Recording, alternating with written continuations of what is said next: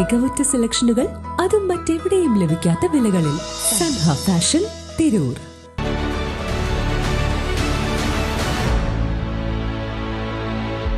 നമസ്കാരം, വെട്ടിംഗ് news on ടൈമിലേക്ക് സ്വാഗതം.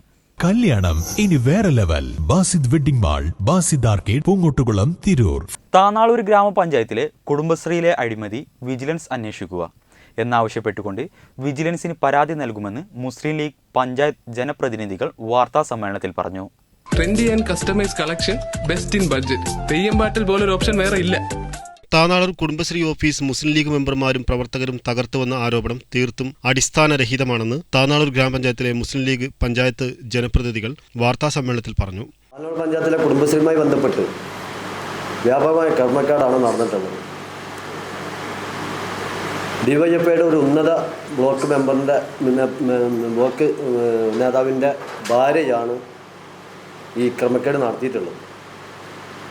ഇവർ കഴിഞ്ഞ 2 വർഷക്കാലമായി താനാളൂർ പഞ്ചായത്തിൽ കുടുംബശ്രീയുടെ അക്കൗണ്ടൻ്റാണ്.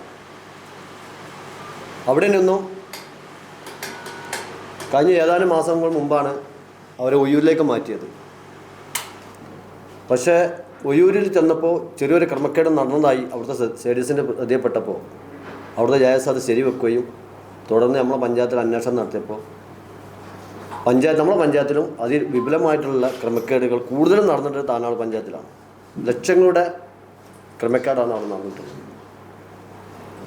ഇതുമായി ബന്ധപ്പെട്ട് ഞങ്ങൾ പരാതികളും കാര്യങ്ങളൊക്കെ കൊടുത്തെങ്കിലും കഴിഞ്ഞ ഈ 2025 മാർച്ച് മാസം 11-ാം തീയതി താനാളൂർ പഞ്ചായത്തിൻ്റെ